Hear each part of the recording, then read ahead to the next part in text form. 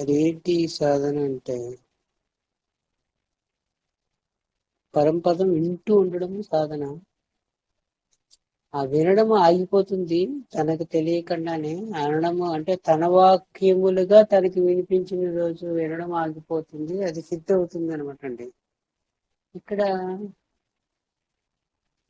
ఆధ్యాత్మికంలో ఇక్కడ ఏం చెప్పబడుతుందంటే ఏది సిద్ధిగా ఉందో అదే సాధనగా ఉంటుంది అనమాట. సిద్ధి ఒకటి సాధన ఒకటి రెండు చెప్పబడవు. మొదట సాధనగా ఉంటుంది, తర్వాత అదే సిద్ధిగా ఉంటుంది. సిద్ధికి ముందు దశే సాధన అని పేరు. సాధన అంటే మన ఉద్దేశం ప్రత్యేకంగా ఏదో చెయ్యాలని. ఏదైనా చేస్తే చెయ్యడమే ఉంటుంది కానీ సిద్ధి ఎందుకు ఉంటుంది అక్కడ? చేసేవాడు ఉండాలి, చేయడమనే కార్యం ఉండాలి, చేస్తున్న దాని యొక్క ఫలము కూడా ఉండాలి కదా. కాబట్టి అక్కడ చెయ్యడమే అవుతుంది, చేసేవాడు ఉంటాడు, చెయ్యడము ఉంటుంది. దేని కొరకు తాను చేస్తున్నాడో దాని ఫలము కూడా ఉంటుంది. ఇక్కడ పరంపదం దగ్గర అట్లా ఏం కనిపించడం లేదు, చూడండి జాగ్రత్తగా. వినడమే. మనం పరపదం చెప్పుకునేటప్పుడు కూడా కింద ఆ పై వాక్యమును అది కూడా ఇందులో చేర్చి చెప్పుకోవడం మొదలుపెట్టాయి ఈ మధ్య కాలంలో. ఎందుకంటే ఇప్పుడు ఎవరో ఒక అమ్మ చెప్తున్నారు మనం వింటున్నాం అని కాకుండా స్వయంగా తానే తన మాటలే దైవం చెప్తుంటే తాను వింటున్నాను, లేక తన మాటలే తాను వింటున్నాను అని చెప్తుండాలి. వినే సమయమునందు ఉండాలి. ఊరికే ఎవరో చెప్తుంటే మనం వింటున్నాం, అయితే వారు చదువుతున్నారు లేక మనం వింటున్నాము, ఆహా అలా ఉండకూడదండి. అలా అంటే అది సాధన అవదు. సాక్షాత్తు దైవమే చెప్తుంది, నేను వింటున్నానంటే ఇప్పుడే సాధన అయిపోయిందిగా. ఆ వాక్యములు తన వాక్యములను తానే వినడం మొదలు పెడితే, అదే వాక్యాన్ని తానే తన లోపల కళ్ళు మూసుకుంటే, నిశ్శబ్దంగా కూర్చున్నప్పుడు ఒకసారి గుర్తుకు తెచ్చుకుంటుంటే ఆ వాక్యాలు తనకి వినిపిస్తుండాలి. నిజంగా మీకు సాధన అవసరం అయితే మాట, అక్కలేకపోతే వద్దు. వినిపిస్తే అక్కడే ఉంది సిద్ధి కూడా. సాధన అక్కడ ఉంది, సిద్ధి అక్కడ ఉంది. ఏది సాధనగా ఉందో అదే సిద్ధిగా ఉంది, ఏది సిద్ధిగా ఉందో దానికి ముందు దశలో అదే సాధనగా ఉంది. రెండు లేవు, ఉన్నది ఒకటే. అది అర్థమై అనుభవానికి రానంత వరకు సాధనగా ఉంటుంది, అదే అర్థమై అనుభవానికి వస్తే సిద్ధిగా ఉంటుంది. ఎంత బాగుంది ఇది. ప్రత్యేకించి ఏదో చేయాలి, ఏదో చెందాలి అనే గొడవ లేదు కదా. ఇంకా ఎందుకు గీసలాడుతున్నట్టు మన మనస్సు ఇతరత్ర. వ్యక్తిగతంగా నేను మాట్లాడవలసి వస్తే నా అభిప్రాయం, సాక్షాత్తు భగవంతుడే మనల్ని ఉద్ధరించడం కోసం ఆ రూపంలో ఆ పదాన్ని వినిపించేటటువంటి మనకి పరంపద 12 వాక్యాలు. దైవం ఎవరు, ఏటి, ఎక్కడ ఉంటుంది, ఎలాగా అనే సందేహాలు నివృత్తి చేయడం కొరకు ఈ ప్రపంచం ఏంటి, ఎందుకుంది, ఏంటి, ఇట్లాంటి ఎన్నో సందేహాలు ఉంటాయి. ఆధ్యాత్మిక పరంగా ఆధ్యాత్మిక మార్గంలో ఉన్నటువంటి వారికి, ఈ శాస్త్ర పరిచయాలు ఉన్నటువంటి వారికి ఎన్నో రకమైనటువంటి సందేహాలు అన్నింటికి కూడా సమూలమైనటువంటి సందేహములకన్నిటికీ సరైనటువంటి సమాధానం ఏదైనా ఉంది అంటే ఈ సృష్టిలో ఒక పరంపద నుంచి చెప్పచ్చు. ఆధ్యాత్మిక మార్గంలో ప్రయాణించేటటువంటి వారికి ఏ విధమైనటువంటి సందేహం ఉన్నప్పటికీ కూడా వాటికన్నిటికీ కూడా సరైనటువంటి సమాధానము సూటిగా చెప్పాలి అంటే ఒక పరంపరమే చెప్తుంది. అట్లాగా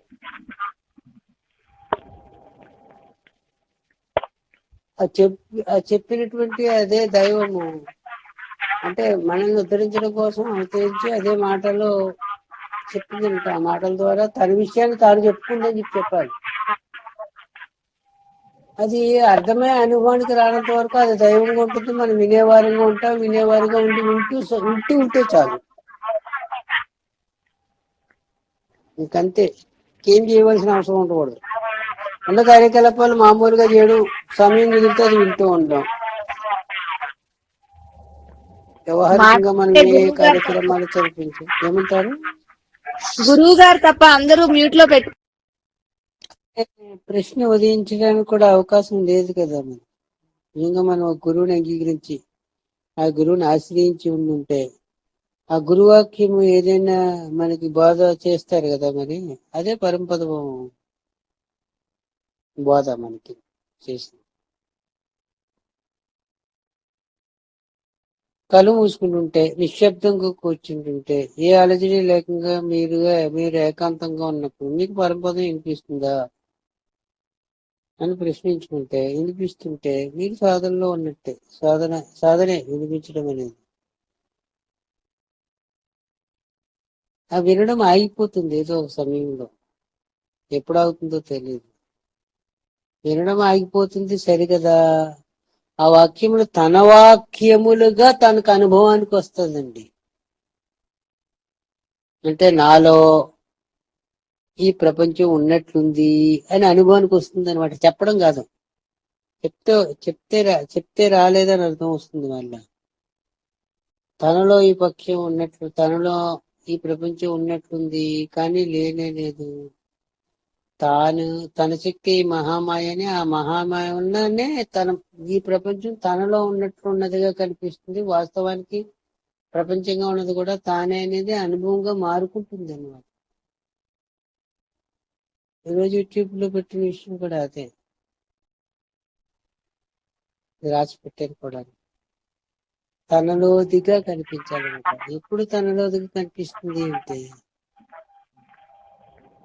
వ్యక్తిగా ఉంది కదా మనం చూస్తున్నాం ప్రపంచాన్ని. వ్యక్తి కూడా తనలోదిగా తెలియబడాలంటే వ్యక్తి తనలోదిగా ఎప్పుడు తెలుస్తుంది? వ్యక్తిగా ఉండి కదా మనం వ్యవహరిస్తున్నాము. వ్యక్తిగా ఉండి వ్యవహరిస్తుంటే ప్రపంచం ఉంటుంది, ప్రపంచంలో వ్యక్తిగా తాను ఉంటాడు, తను అందరితో పాటు తాను ఉండి వ్యవహరిస్తున్నాడు. ఇది మామూలుగా ఉండే వ్యవహారం. కానీ గురువు గారు అట్లా చెప్పడం లేదే. తనకు తాను ఒక్కడుగు ఎడంగా ఉండు అనే మాట చాలా సందర్భాల్లో చెప్పారు గురువు గారు. ఎడంగా ఉంటే ఉన్న అనుభవం ఏమంటే తనలోదిగా కనిపిస్తుంది ప్రపంచం. ఎవరు చెప్పవలసిన అవసరం లేదు. తన అనుభవమే సాక్ష్యం అన్నమాట. తన అనుభవమే తనకు ప్రమాణము. వేరే వేరే వేరే శాస్త్ర గ్రంథాలతోటి వేరే ప్రమాణం తీసుకోవాల్సిన అవసరం ఉండదు. తనలోదిగా తెలియబడాలి తనకి. ఇప్పుడు తాను ప్రపంచాన్ని అంగీకరించి ఆ ప్రపంచంలో తాను వ్యక్తిగా ఉండి తాను వింటున్నాను, చేస్తున్నాను, చెందుతున్నాను. ఈ వ్యవహారం అంతా మామూలు కదే. ముందు పట్టేయకున్న కథే కదా అది.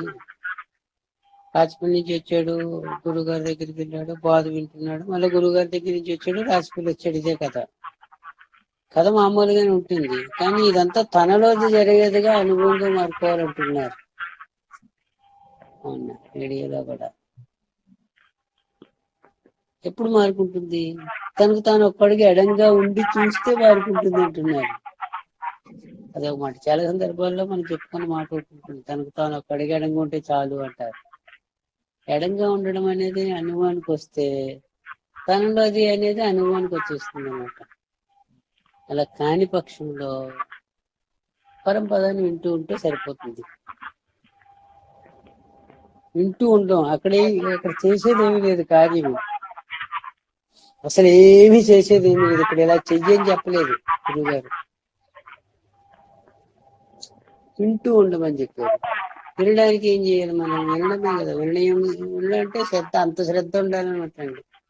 నిర్ణయం ఆసక్తి ఉంటే గాని వినిపించదు. మామూలుగా ఎందుకు వినిపిస్తుంది? మనకి ఎవడైనా 1,00,00,000 రూపాయలు ఇవ్వాలనుకోండి, రేపు రేపు 2 గంటలకు ఇస్తానంటే మీరు కళ్ళు మూసుకుని ఉంటే దానికి సంబంధించిన ఏమన్నా 4-5 మాటలు చెప్తారనుకోండి, అయ్యే గుర్తుకొస్తుంటాయి. అవును జాగ్రత్తగా ఎలా చెప్పాడు కదా, ఈ కాగితాలు సిద్ధం చేసుకున్నాడు కదా, ఇవన్నీ లైన్లో పెట్టుకున్నాడు కదా, ఇవన్నీ తీసుకొచ్చి ఇక్కడ కూర్చోబెట్టుకున్నాడు కదా అని ఆ మాటలు గుర్తుకొస్తుంటాయి మామూలుగా. 1-10 కోట్లు మనకు అవసరమే. మనకి ఇవ్వాల్సిన వాడు ఇచ్చేస్తున్నాడండి. దానికి ఏదో 4-5 కాగితాలు చెప్పి 4 మాటలు చెప్పాడు, గుర్తెట్టుకుని రెడీగా ఉండి నీకు ఇచ్చేస్తాడని క్యాష్ అంటాడు అనుకోండి. మళ్ళా మన మాట. అప్పుడు మనం ఏమన్నా గుర్తు తెచ్చుకోవాలా? వినిపిస్తాయండి లోపల. ఎవరన్నా సమాధానం చెప్తే బాగుంటుంది.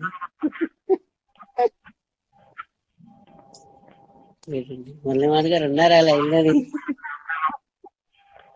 అదే ధ్యాసలో ఉంటారు కదా గురువు గారు. ఇంకా ఆ ప్రత్యేకంగా గుర్తుకు కాబట్టి తెచ్చుకునే పని లేదు. నాకు కావాల్సింది ఏంటంటే మీ అదే ధ్యాస ఉంటే అది వినిపిస్తుంది అని చెప్పడానికి చెప్పాడనమాట. ధ్యాస అదే ఉంటే మీకు అదే వినిపిస్తుంది. అలా వినిపించలేదంటే ధ్యాస లేదని అర్థం. ధ్యాస దేని మీద లేదంటే మీ మీద మీకు లేదని అర్థం. మీకు ప్రపంచం మీద ధ్యాస ఉంటే ప్రపంచ సంగతులు వినిపిస్తున్నాయి కదా, అప్పుడు అదేది వినిపించదు? పరమపదం వాక్యాలు ఎందుకు వినిపించవు? వినిపిస్తుంది. అది తన వాక్యాలే కదా, తన స్వానుభవంగా మారుకుంటుంది అనమాట. ఈ ధ్యాస ఉండడము, ఈ ఈ వినపడడం, మాటలు వినపడడం, ఇవన్నీ సాధన కింద రావా గురువు గారు? సాధన ఈ మాట సాధన విను అనేది మాట ఆ, వినుకోవడము, మాట ఆ, వినుకోవడము ఒకటిను, ఈ ధ్యాస పెట్టడము అంటే మనం ఒక కొంత పని చేస్తున్నాం కదా, అక్కడ మనసుతో ధ్యాస పెట్టడం అనేది, ఇవన్నీ ఆ. సాధన కింద రావా గురువు గారు అంటున్నాను. వస్తుందనే కదా చెప్పేది ఇప్పుడు. ఆ ధ్యాస ఉండటమే సాధన.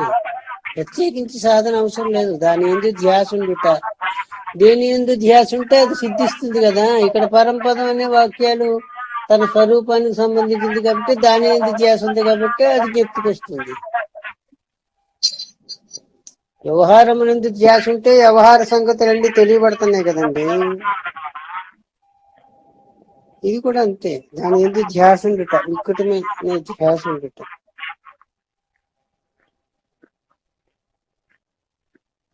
అది మాత్రమే కావాలి అనే ధ్యాస ఉంటే వినిపిస్తాయి ఆ వాక్యం. వినిపిస్తే చాలు, ఆటోమేటిక్ గా అది అనేదిగా మారుకుంటుంది. తన వాక్యములుగా తన మాటలుగా మారుకుంటుంది అన్నమాట. ధ్యాసే సాధన అని చెప్పానండి. అదే సాధన, అంతకు మించి అవసరం లేదు ఇక్కడ. అయితే మరి ఇట్లా చాలా ఎందు ధ్యాస కాదు, అలా కాదు. అన్నిటి ఎందు పెట్టుకోకుండా ఏదో ఒక దాని ఎందు పెట్టుకోవాలి ధ్యాస. ఉన్నదంతా కామన్ గా వ్యవహరించుకోవాలి. ఏదో అంటే ఖాళీగా ఉంది, కాసేపు ఏదో పారాయణం చేయాలనుకున్నారు చేశారు, లేకపోతే ఏదో చదువుకోవాలనుకున్నారు చదువుకున్నారు. అది కాకుండా ఏదో ఒక దాని ఎందు పూర్తిగా ఉండాలి ధ్యాస. అంటే పరంపదం మెయిన్ గా పెట్టుకున్నాను అనుకోండి, దాని ఎందే అంటే ఉండాలి ధ్యాస. సద్గురు గారు ఈ సిద్ధి తర్వాత చేసే సాధనే నిజమైన సాధన అన్నారు. అంటే ఇప్పుడు ఇప్పుడు మనం పెట్టే ధ్యాస అది సిద్ధి తర్వాత ఆ- చేసే ఆ- సాధన అనుకోవచ్చు. కాదు కాదు, ఇక్కడ దాని అర్థం ఏమంటే సాధన చేయాలనే బుద్ధి నీకు సిద్ధిలోంచే వచ్చిందని మాట చెప్తున్నారు. అసలు సిద్ధి అనేది ఉంది రెడీగా, దాన్ని పొందవలసింది కాదు, ఉన్నది దాంట్లోంచే. సాధన చేయాలనే బుద్ధి నీకు వచ్చింది కాబట్టి సిద్ధి గురించి నువ్వు భయపడవలసిన అవసరం లేదు, సిద్ధించే ఉంది అని చెప్పారు. సిద్ధి అనేది స్వరూప లక్షణం అండి. సాధన అనేది మర్చిపోతే జ్ఞప్తికి తెచ్చుకునే ప్రయత్నం అనమాట, అంతే. సిద్ధి అనేది స్వరూపం అండి, సాధన అనేది జ్ఞప్తికి తెచ్చుకునే ప్రయత్నము. అదే తన గురుగారు. అడ్రస్ తన జేబులోనే ఉంది, మర్చిపోయాడు ఎక్కడుందని ఎత్తుక్కుంటున్నాడు, తన జేబులో ఉందని గుర్తుకొస్తుంది, అంతే. అంతే. అంతే. ఓకే. ఆ జ్ఞప్తికి తెచ్చుకునే ప్రయత్నానికి మనం సాధనని పేరు పెట్టుకున్నాం, అంతే. అదే అయితే ఇక్కడ ఒక సూత్రం ఉంది సాధన అనే విషయంలో. ఇక్కడ ఏమి సూత్రము అంటే మనం చెప్పుకునే సూత్రము. లోకంలో అందరూ ఎవరు ఎలా చెప్పుకుంటున్నారో మనకు తెలియని విషయము, ఆ జోలికి మనం వెళ్ళకూడదు. మొదట పాయింట్. వెళ్ళిన వారు వెళ్ళొచ్చు, మనం చెప్పుకోము. మనం చెప్పుకునే మాట ఏంటంటే ఒక మాట ఉంది, ఏది సిద్ధిగా ఉందో అదే సాధనగా ఉండాలి, అదే సిద్ధి సద్గురు వచ్చి గారు సాధన ఒకటి చెప్పారు. ఉండకూడదు. ఉం? అదే సిద్ధి పొందిన తరువాత చేసే సాధనే నిజమైన సాధన అంటంలో ఈ ధ్యాస పెట్టడం ఆహా, అనేది అట్లా కాదు. నిజమో అబద్ధమని కాదు. ఆ సందర్భం ఏమిటంటే సిద్ధి అనేది ఉంది, అందులోంచే సాధన చేయాలనే తలంపు పుడుతుంది నీకని చెప్పారు. ఓకే. సాధన ఓకే. చేయాలనే తలంపు సిద్ధిలోంచి పుట్టిందని చెప్పారు. గురువు గారు చెప్పిన మాట అది. అదే. సిద్ధి అనేది ఉంది స్వరూపంగా, అందు గురించి నీకు సాధన చేయాలనే బుద్ధి కలుగుతుంది అని చెప్పారు. ఓకే. కాబట్టి ఈ సాధన ఏం చేస్తుందంటే నువ్వు ఏదై ఉన్నావో దాన్ని చూపిస్తుంది. చూపిస్తుంది. సరే, దానికి ఆ నువ్వేదై ఉన్నావో ఆ దానిని చూపించడానికి అనేక రకమైనటువంటి ఉపాయములు చెప్పబడినవి లోకంలో పలు విధములుగా. కానీ గురువు గారు మనం చెప్పుకున్న ఉపాయం ఏమి అంటే పరంపదం ఉపాయంగా చెప్పుకుంటున్నాం అనమాట. ఓకే గురుగారు, మీరు చెప్పిన వివరణ బాగుంది. ఉపాయములు పలు రకములండి. మీకు ఏది నచ్చినా ఆ ఉపాయం అది అది అంటే ఉపాయం ఎలా ఉండాలి అనే దాని గురించి మాట్లాడుకుంటున్నాం మనం. ఉమ్.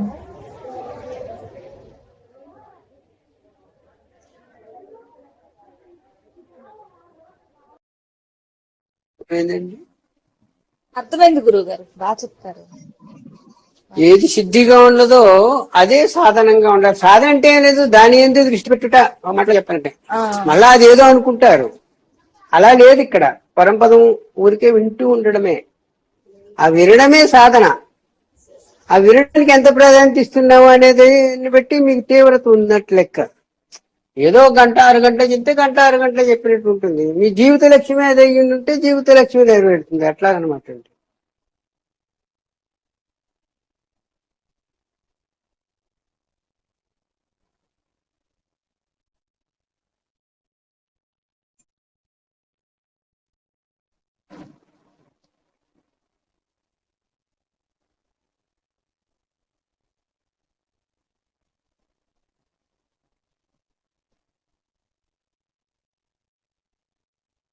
పరంపదం అనేది కేవలం స్వవిషయము, ఎవరో ఎవరికో చెప్పడము మనం వినడము కూడా కాదు. నిజం చెప్పాలంటే మెలకు రాకపోవడం ఉన్న తాను మేల్కొన్న తర్వాత తన మాటల్ని తాను వినడం అన్నమాట అండి.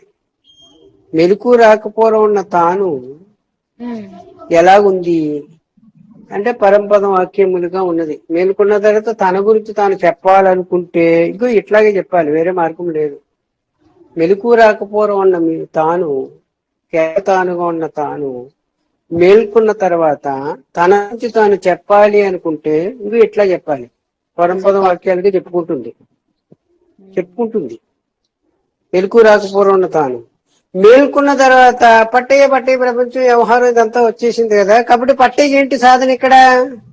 పట్టయ్యగా ఉన్న తానికి, పట్టయ్యగా ఉన్న తానికి మెలకు రాకపోవడం, తన మాటలే తాను వినడమే కదా సాధన అవుతుంది. ప్రపంచంలో ఒకడుగా ఉన్నాడు కాబట్టి వింటూ ఉంటాడు. వింటూ ఉంటే తన విషయమే కదా తనకి గుర్తుకొస్తుంది. అది సూత్రము. జ్ఞప్తికి రావడానికి సూత్రం ఏంటంటే వినడం అన్నమాట. ఎవరైతే మీకు మళ్ళీ జ్ఞప్తికి రాదు, మీ విషయమే కాబట్టి, తన విషయమే కాబట్టి. అది ఎవరో మాటలు మీరుంటే మీకేంటి ప్రయోజనము? ఏదో దేవుడు చెప్పాడు అనుకోండి, ఆ మాటలు మీరుంటే మీకేంటి ప్రయోజనము? కాబట్టి ఎవరో ఎవరికో చెప్పడం కాదు, ఎవరో మాటలు మీరు వినడం కూడా కాదు. తన మాటలే తాను వినడము. మేల్కొన్న తర్వాత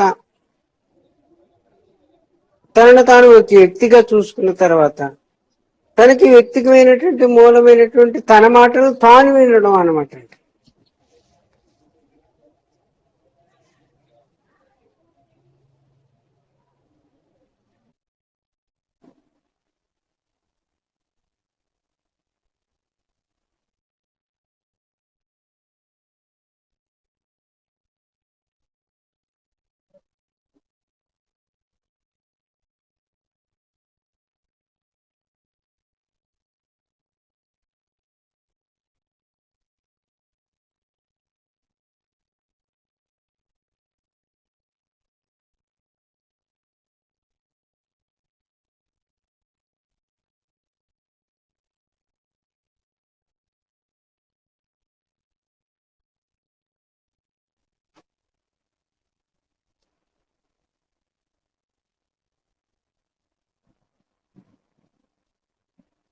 ఎవరో మాటలు మీరు వింటే మీకేంటి ప్రయోజనము? గురువు గారు చెప్పారు మీరు విన్నారు, మీకేంటి ప్రయోజనము? లేకపోతే ఎవరో చదువుతున్నారు మీరు వింటున్నారు, మీకేంటి ప్రయోజనము? లేకపోతే పరంపదం సత్యం కూడా అదే చెప్పుకోవాల్సిన అవసరం ఏమొచ్చింది? ఎందుకు వినాలి? మీరు చెప్పిన ప్రకారం అదే గురుగారు, ఎవరి అనుభవం స్వానుభవం వాళ్ళదే అని కదా చెప్తున్నారు ఇప్పుడు. తన మాటలే మెలకు రాకపోవడం ఉన్న తన మాటలే మేల్కొన్న తర్వాత తన గురించి తాను చెప్పుకోవాల్సి ఉంటే అట్లాగే చెప్పుకుంటుంది. మెలకు రాకపోవడం ఉన్న తన మాటలు మేల్కొన్న తర్వాత అట్లాగా ఉంది. తన విషయం తాను చెప్పుకోవాలంటే ఇలాగే చెప్పుకోవాలి. పరంపద వాక్యాలుగా ఉన్నాయన్నమాట అండి. అదే చెప్పుకుంది. దాన్ని మనం దైవం అంటున్నాం. ఈ వైపుకి వచ్చి వ్యక్తి వైపుకి వచ్చి దాన్ని దైవం అనే పేరుతో సంబోధిస్తాం అనమాట అండి. చెప్పుకోగలిగింది ఏది తాను అవ్వదు అని కూడా ఒక చోట చదివినట్టు గుర్తు గురువు. అదే ఇప్పుడు ఇవన్నీ తలకాయ పొడి తీసుకొస్తాయండి. అలా దేని జోలికి వెళ్ళకూడదు. మరి ఎందుకు వెళ్ళకూడదు అంటే వాటికి అన్నిటికీ సమాధానం పరంపదలోనే ఉంది. ఈ ప్రపంచంలో ఎవరు ఏ మాట చెప్పినా ఈ సృష్టిలోనే ఇంకో మాటలో చెప్పాలంటే వాటికి సమాధానం పరంపదలోనే ఉంది. మరి వాటి జోలికి ఎందుకు వెళ్తున్నాం మనం అంటే మనం పరంపదాన్ని అంగీకరించలేనట్టేగా. పరంపదం అనేది గురువాక్యం అండి. మనం గురువు గారిని ఆశ్రయించామండి. వారు ఏం చెప్పారంటే పరంపదాన్ని వింటూ ఉండండి చాలు అనడం కాదు, అనుకోవడం కాదు. అది గురువాక్యము. అప్పుడు మనం ఏం చేయాలి? గురువుని ఆశ్రయించడం నిజమైతే వారు చెప్పినట్టు చేయాలి కదా. ఇప్పుడు మీరు అంటున్న ప్రకారం గురువు మాటలు చెప్పారు, విన్నారు, మీరు విన్నారు, ఇంకొకరు చెప్పారు, మీరు విన్నారు, దానివల్ల మీకు ఉపయోగం ఏంటి అంటున్నారు కదా.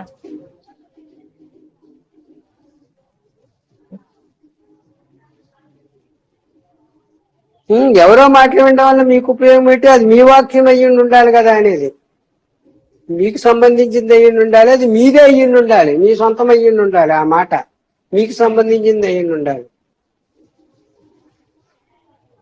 అంటే ఆ విన్న మాటలు మనకి స్పృహ కలిగించాలంటారు. అంటే మీ స్వరూపాన్ని చూపించాలి. మీ అసలు మీ మూలమైన మీరు దేని నుండి అయితే వచ్చారో దాన్ని చూపించాలి. అదే మీ అనుభవంగా మారుకోవాలి. స్వానుభవం అంటే ఇదని అంటారు. స్వానుభవం అంటే మీ అనుభవం ఏదైతే ఉన్నదో అసలు అనుభవం. మెలకు రాకపోవడం మీరు ఎవరుగా ఉన్నారో ఏదిగా ఉన్నారో ఆ అనుభవమే ఇప్పుడు మీకు వ్యక్తికి రావాలంటే పరంపదం వినాలి. ఆ వింటున్నవి మన మాటలు అనిపించేలా. మనంటే మెలకు రాకపోవడం ఉన్న మీ మాటలు, మేలుకున్న తర్వాత వచ్చే వ్యక్తిగా ఉన్న మాటలు కాదు. నేను అనింది కూడా అదే. మేలుకున్న తర్వాత అందరిలో భాగమైపోయారు కదా మీరు కూడా. మీరు ఉన్నారు, నేను ఉన్నాము, వీళ్ళందరూ ఉంటున్నారు, మాట్లాడుకుంటున్నాము, వినిపిస్తున్నాయి కాబట్టి అందరిలో భాగమైపోయారు అనమాట. మీరు గాఢ నిద్రలో ఉన్న అనుభవం ఒకటి ఉంది మీకు. నేనున్నానని, కేవలము నేనున్నాననే అనుభవం ఉంది కదా. ఆ కేవలముగా నేను మాత్రమే ఉన్నాననే ఆ కేవల అనుభవము తన గురించి తాను చెప్పుకుంటే అట్లా చెప్పుకుంటుంది. నేనున్నాను, నేనే అయి ఉన్నాను అని చెప్పుకుంటుంది. తన మాయాశక్తితో కలిసి ఉంది కాబట్టి నా శక్తే మహామాయ. ఆ మహామాయ వల్లనే నాలో ఈ ప్రపంచం ఉన్నట్లుంది, కానీ నేనే లేదు.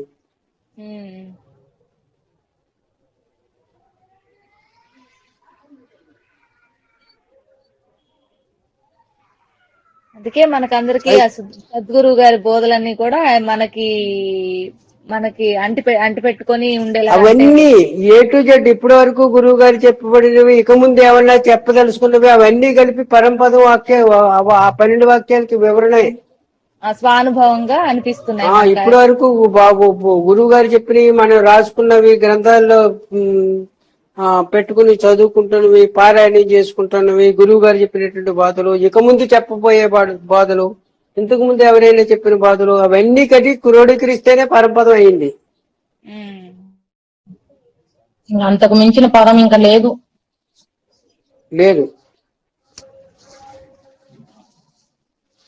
అయితే ఒక మాట కూడా చెప్పారు ఇక్కడ ఈ సందర్భంలో గురువు గారు. పరంపద అనే దానికి అర్థం ఏం చెప్పారంటే పదము అదే అయ్యి ఉండాలి, అర్థము అదే అయ్యి ఉండాలి, అనుభవం కూడా అదే అయ్యి ఉండాలి. అట్టిదానికి పరమ పదం అని అర్థము. పదము నేను అనే 2 అక్షరాల పదం ఉంది కదా. ఆ పదం నేను అనేది ఒక పదం అన్నమాట. ఆ నేను అనే పదానికి అర్థం ఏమి? నేననే పదానికి అర్థం నేనే. దాని అనుభవం ఏమి? నేను అనుభవం, నేనే. పదము అదే, అర్థము అదే, అనుభవం అదే, కాబట్టి పరంపదము అయ్యిందన్నారు. మరి 12 వాక్యాలకి పరంపదం అనే పేరు ఎందుకు పెట్టుకున్నాం? నేను అనే పదానికి వివరణ అన్నమాట అండి ఈ కింద వాక్యములన్నీ. మళ్ళా పైపెచ్చు ఆ నేను అనే పరంపదం రెండవ వాక్యములకి వివరణ. వివరణ అంతే ఎందుకు వినాలి? నాకు ఇదంతా వద్దనుకుంటే నేను అనే రెండు ఆ పదం విన్నా సరిపోతుంది. ఉమ్, లేదు ఇదంతా ఏంటి అని ఇంకా విచారణాత్మకంగా తెలియాలంటే ఇన్ని పదాలు వినమని చెప్పామే గాని నేను అని వింటూ ఉండండి సరిపోతుంది. మీరు కళ్ళు మూసుకుంటే నేను అనే శబ్దం వినిపించాలి లోపల ఆంతర్యమునందు. ఉమ్, వినిపిస్తే ఆ నేను మీరవుతారు, ఇది వినే నేను అవుతుంది. ఆ వినిపించే నేను మీ అసలు నేను అవుతుంది. ఇది పడిపోతుంది, అదిగా మిగిలిపోవడం అనేది జరుగుతుంది. ఉమ్, దానికి వివరణ అన్నమాట, వివరణాత్మకంగా చెప్పింది ఉమ్.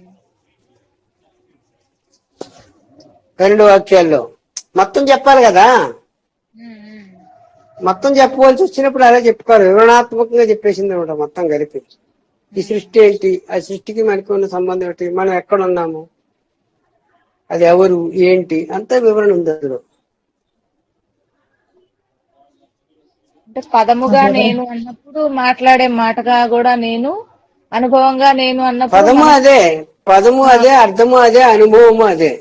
అనుభవం నేను అన్నప్పుడు మనసుతో ఆలోచిస్తున్నది అనుభవం తీసుకుంటుంది కాబట్టి ఉన్నది కూడా ఇప్పుడు నేనే. మనస్సు కాదు కాదు, మనసు మనస్సు ఎక్కడ ఉంది? అనేది అవన్నీ పదములు కదా, రకరకాల పదాలన్నీ పదాల యొక్క వలలో పడకూడదు. నేను అనేది ఎవరు కాదు, ఏది కాదు, స్వయం. అందుకే పరంపదం ఏమని చెప్తున్నాము. ఆ పరంపదం 12 వాక్యాల్లో ఉంది. మనం ఎన్ని తీసుకొచ్చి పెట్టుకోవాల్సిన అవసరం లేదు. నాశక్తే మహామాయ, ఆ మహామాయ వల్ల నాలో ఈ ప్రపంచం ఉన్నట్లుంది అని చెప్పింది. ఇంక మీరు వల్ల మనసుని బుద్ధని ఇంద్రియమని అదని ఇదని అవసరం ఏముందని తీసుకొచ్చేసిన అవసరం ఏమొచ్చింది? అవసరం ఉండాలి కదా తీసుకురావాలంటే. అదే మీరు తీసుకొచ్చామంటే శరీర భావనకు పోయినట్టే, ఈ శరీరానికి వంటి పెట్టుకున్నట్టే ఆ భావన వస్తే.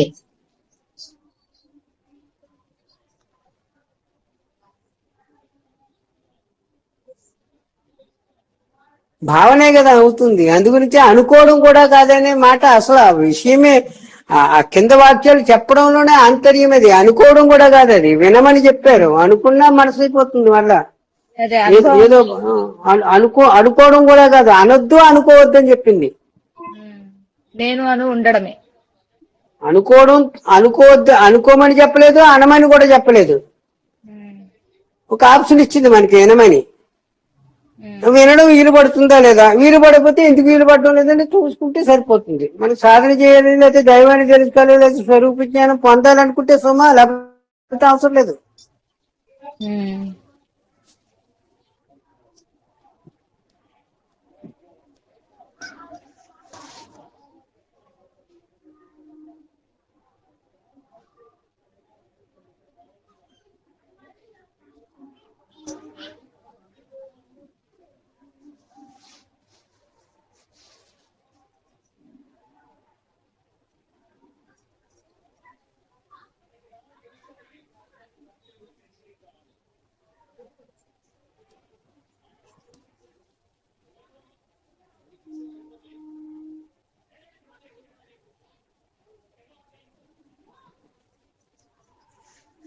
ధన్యవాదాలు గురువు గారు, బాగా వివరించారు. Thank you.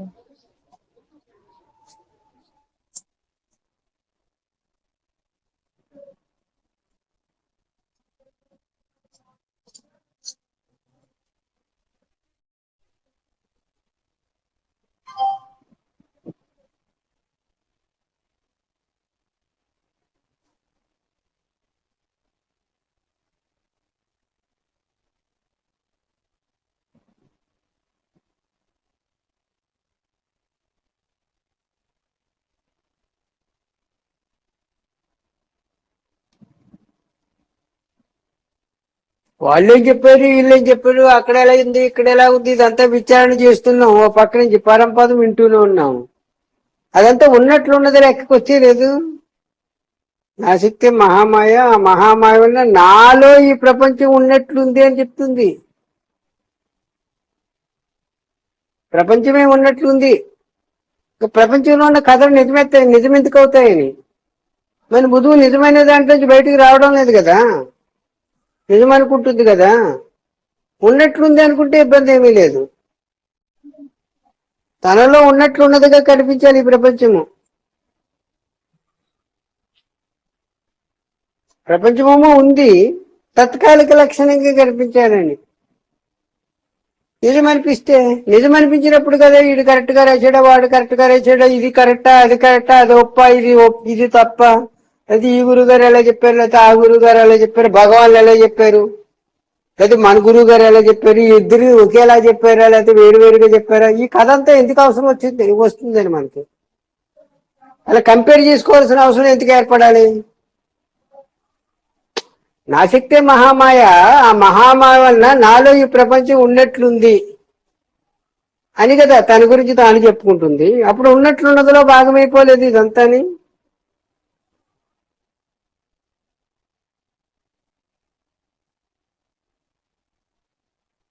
ఇప్పుడు పరంపదం వినమని ఎందుకు చెప్పారు? తనలో ఈ ప్రపంచం ఉన్నట్లుంది అనేది తనకి జ్ఞప్తికొస్తుంది అని. ఉన్నట్లు ఉందంటే గొడవ ఉంది మీకు, మీరుంటారు, మీలో ఈ ప్రపంచం ఉన్నట్లు ఉన్నదిగా ఉంటుంది, మీతో సహా సకలము. మీలో అంటే మీరు ఎవరుగా ఉన్నారో ఏదిగా ఉన్నారో ఆ మీలో మీతో సహా సకలము. ఆ మీ గురించి చెప్పేవాళ్ళు ఎవరుంటారు ఈ సృష్టిలో? మీరు వచ్చిన తర్వాత వచ్చిన సంగతి కదా వీళ్ళందరూ. ఈ సృష్టిలో ఉన్న వాళ్ళందరూ కూడా మీరు వచ్చిన తర్వాత వచ్చిన వారే. మీరు ఎవరుగా ఉన్నారో ఏదిగా ఉన్నారో ఆ మీ గురించి చెప్పే రైట్ ఈ సృష్టిలో ఎవరికి లేదు. దేవుడైనా సరే మీ సృష్టిలో భాగమే అయిపోతున్నాడు. మీ గురించి ఎలా చెప్తాడు? అప్పుడు చెప్తే ఇద్దరు అయిపోతున్నారు కదా, దేవుడు ఒకడు మీరు ఒకరు ఇద్దరు అయిపోయారు అదే కదా కదా. మళ్ళా మొదలుకు వచ్చేలేదు, చెప్పేవాడు ఉండాలి, వినేవాడు ఉండాలంటే వినేవాడే ఉండాలి. మళ్ళా మొదలుకు వచ్చేసింది. మరి ఏంటి ఉపాయము? పరంపదం వినడమే ఉపాయము. అంటే తనని తన జ్ఞప్తికి తెచ్చుకోవడమే ఇంకా అది, అంతే. ఆ పరమపదం వింటాం వల్ల వినడమే జ్ఞప్తికి తెచ్చుకోవడము. జ్ఞప్తికి తెచ్చుకోవడం, జ్ఞప్తికి తెచ్చుకోవడం అనే మాటకు కూడా అవకాశం లేకుండా వింటూ ఉండాలి. అవును. జ్ఞప్తికి తెచ్చుకోవాల్సిన అవసరం ఏమొచ్చింది? వింటే చాలు, జ్ఞప్తికి వస్తుంది. మీరు తెచ్చుకోవడం కాదు, అది వస్తుంది. మీ స్వరూపం అది కాబట్టి. గాఢ నిద్రలో మీరున్నారా? నేను ఏమంటున్నాను, మీరేమంటారు? మీరు లేరు గాఢ నిద్రలో అని అంట వాదిస్తున్నాను, మీరేమంటారు? మీరు లేరంటే ఒప్పుకుంటారా? మీరు గాఢ నిద్రలో మీరు లేరండి. ఉన్నాననే అనుభవమే ఉంది కదా అండి. కాబట్టి ప్రపంచంతో కూడా మీరు లేరని చెప్తుంది, మీరు ఒప్పుకుంటారా? నేను ఉన్నాననే అనుభవం మీ స్వానుభవం, దాన్ని ఎవరు కాదంటారు? మరి ఆ స్వానుభవమే మేల్కొన్న తర్వాత తన గురించి అని చెప్పే మాటల పరంపదం. అప్పుడు మీ మాటలే కదా అవుతున్నాయి. నా గురించి నేను చెప్పుకోవడమే. తన గురించి తాను చెప్పుకోవడం అనాలి మాటకొచ్చినప్పుడు. అవును, నా గురించి నేను చెప్పుకోవడం అనేది కుదరదు, మాటకొస్తుంది కాబట్టి తన గురించి తాను చెప్పుకోవడమే ఈ మాటలో. తాను వింటూ ఉంటే చాలు, ఎత్తుగా ఉండ తాను. నేను వింటూ ఉండాలని చెప్పుకోవాలి. నేను వింటూ ఉండడమే.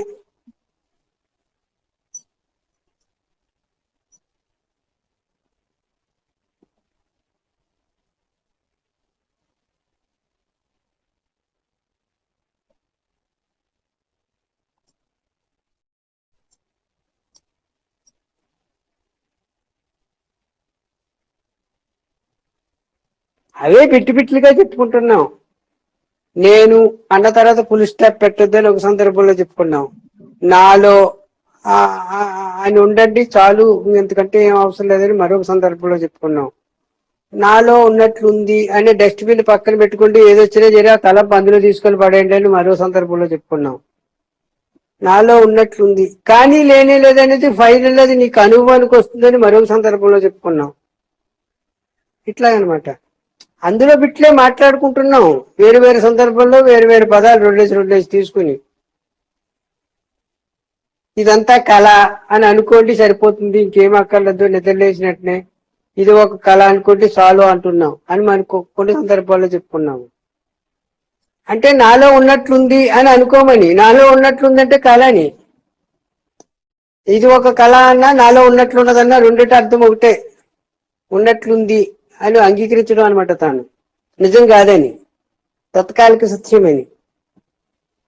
ఉన్నట్లుంది ఆయనకి పర్యాయ పదాలు అన్నమాట ఇవన్నీ. కళని, తత్కాలిక సత్యమని, ఆభాస అని, ఎండమావని, ఇవన్నీ పర్యాయ పదాలు. ఎన్ని సందర్భాల్లో చెప్పుకోలేదు. నాలో అనే మాట చెప్పుకున్నాం, ఉన్నట్లు ఉన్నది అనే మాట చెప్పుకున్నాం, కాలి అనే మాట చెప్పుకుంటున్నాం, కానీ లేనే లేదనేది ఫైనల్, అది స్వానుభవానికి వస్తుందని చెప్పుకుంటున్నాం. ఇలా చెప్పుకోవడం వల్ల ఆ మాటలే కదా తిప్పి తిప్పి తిప్పి తిప్పి తిప్పి తిప్పి చెప్పుకుంటున్నాం మనం. చెప్పుకోవాల్సిన అవసరం ఏముంది? ఇంకా వింటూ ఉంటే పోయే, ఇంకేం చెప్పక్కర్లేదు, వినక్కర్లేదు, వింటూ ఉండడమే. లేదు నాకు ఇంత వివరణాత్మకంగా అక్కర్లేదు అనుకుంటే, ఇప్పుడు కొంతమంది ఉన్నారు మామూలుగా ఎందుకులే ఇదంతా, అన్ని వాక్యాలు నేను వినలేనుకుంటే నేను అనేటువంటి ఆ రెండక్షరముల పదమును విన్నా సరిపోతుంది, అదే వినిపిస్తుండాలి. ఇంకొండ కాకి కావు కావు అంటే నేను వినిపించాలన్నమాట అండి.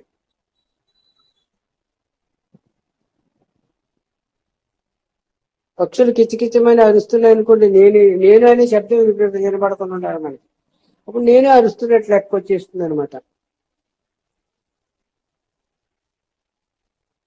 ఇప్పుడు ఇంతకు ముందు చెప్పుకున్నాం కదా మనం, రామాయణం ప్రతి పదం కింద డాష్ కింద పెట్టి నేను రాసుకుని చదవండి అని చెప్పేసి ఆ అర్థం వచ్చేస్తుందండి. అర్థం రావడం కాదు, అదే అనుభవంగా మారుకుంటుంది. వింటూ ఉండాలి. నేను అనే ఆ రెండక్షరములు పదమునే వింటూ ఉండాలి, అదే వినిపించాలి. కాకి కావు కావు అన్న జరే నేనే శబ్దం వినపడుతుండాలి. నేను డాష్ కావు కావు, దాని అర్థం ఏంటి? నేనే కావు కావు అని అరుస్తున్నాను అని అర్థం వస్తుంది.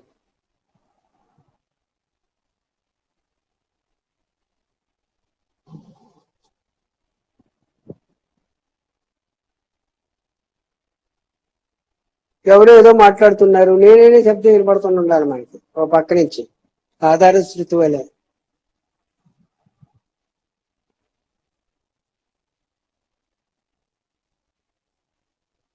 ఎవరో గురువు గారు మంచి ఉపన్యాసం చెబుతున్నారు, నేనే శబ్దం వినపడుతుండాలి. నేను డాష్ గురువు గారు మాట్లాడుతున్నాను అనమాట అండి.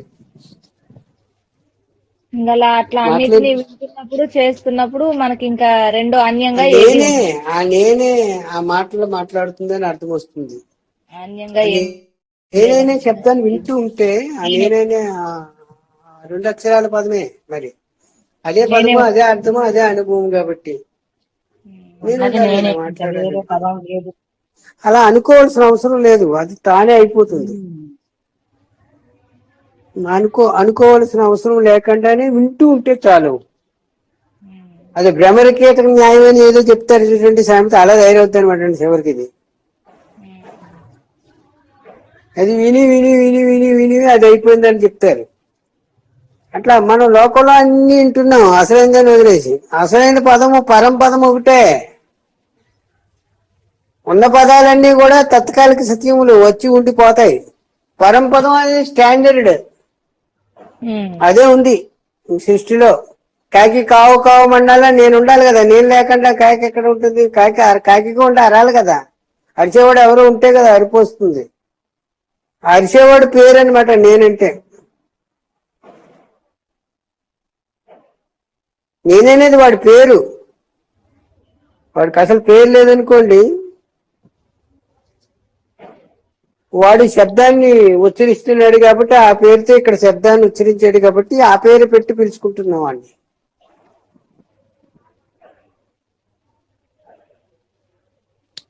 వాడు పలికిన శబ్దమే వాడికి పేరుగా పెట్టుకున్నాం. వ్యవహారానికి వచ్చి మనం మనుషులుగా ఉన్నాం కాబట్టి పశుపక్షాలుగా గొడవలేదు.